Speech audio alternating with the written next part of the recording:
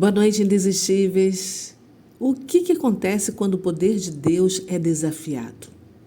Neste capítulo 5 de 1 Samuel, os filisteus descobrem que não há como dominar o Deus verdadeiro, mesmo após terem capturado a Arca da Aliança. Então, preparem-se para um capítulo cheio de juízo, lições espirituais e a inconfundível presença do Eterno de Israel. Bora ler, estudar e extrair lições importantes deste capítulo? Então vamos lá.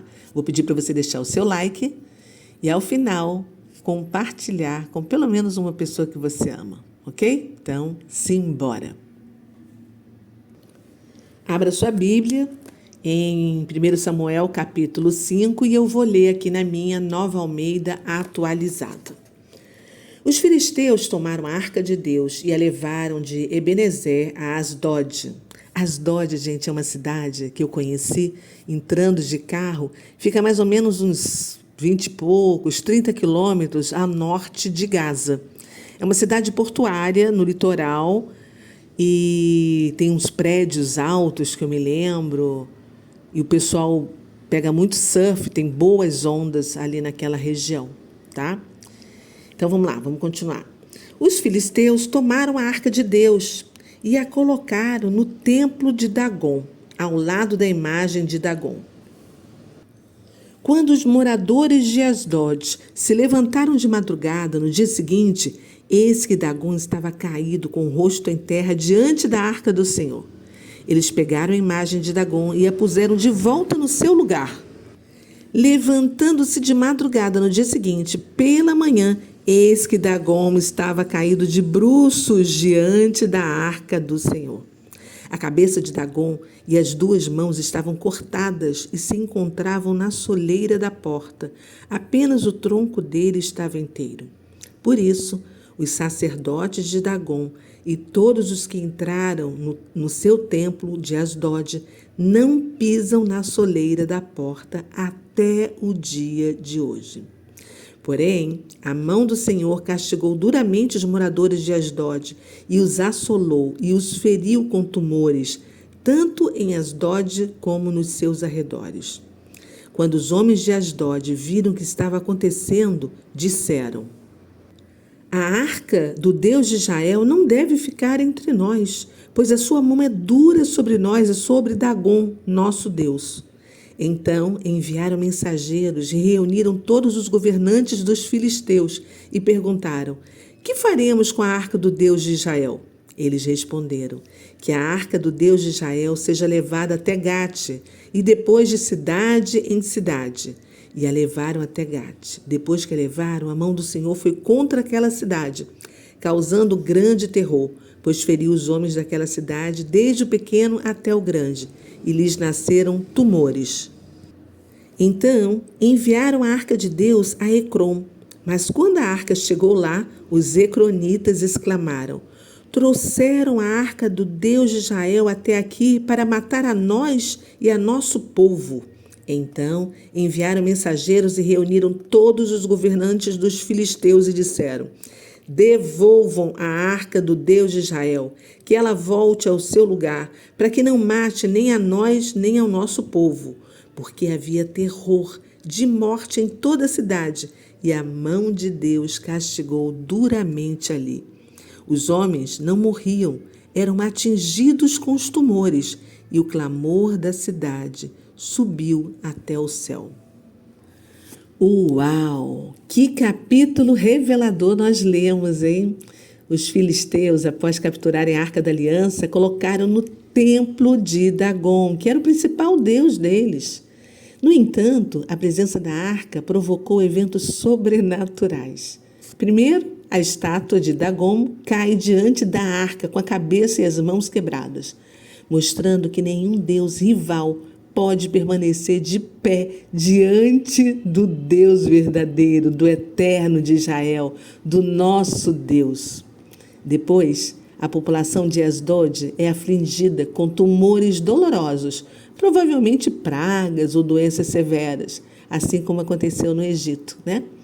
E aí, aterrorizados, os filisteus decidiram mover a arca para outras cidades. Mas em cada lugar para onde ela era enviada, calamidades semelhantes aconteceram, resultando assim em pânico generalizado. E aí, finalmente, os líderes filisteus decidiram devolver a arca ao povo de Israel. Então, que lições a gente pode extrair desse capítulo para aplicar na nossa vida? A gente viu que Deus não pode ser controlado ou manipulado. Mesmo quando capturada pelo inimigo, a arca continuava representando a soberania do nosso Deus. Os falsos deuses não prevalecem diante do verdadeiro Deus. A queda de Dagon simbolizou tanto para os filisteus naquela época, quanto para nós que estamos lendo neste século, que nenhum poder terreno ou espiritual pode subsistir diante de Deus. Porque o juízo dele é soberano. As pragas que atingiram os filisteus são um lembrete de que não há como tratar as coisas de Deus levianamente, sem consequências. A presença de Deus exige reverência, gente. Os atos corretivos do Senhor mostram a seriedade do seu caráter, que é santo.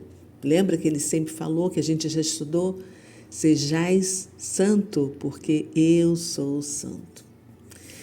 E aí eu te pergunto, o que a queda da estátua de Dagon te ensina sobre a superioridade de Deus em relação a ídolos e a falsos deuses?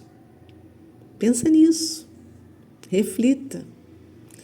Como é que você pode evitar tratar a presença de Deus, ou objetos de culto, de maneira desrespeitosa ou utilitarista em sua vida?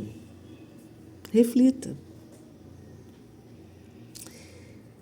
Deixa eu ver mais uma coisa assim, interessante para a gente refletir.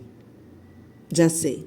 Que lições os filisteus aprenderam sobre a santidade de Deus e como essas lições podem ser aplicadas hoje em nossa vida? Anote. Não deixa passar nada. Crie, gere insights. Olha o livro Pentateuco. Ele foi escrito com todas essas anotações diárias, com essas reflexões que nós estamos fazendo desde o dia 1º de janeiro deste ano. E agora, vamos conversar com o Pai?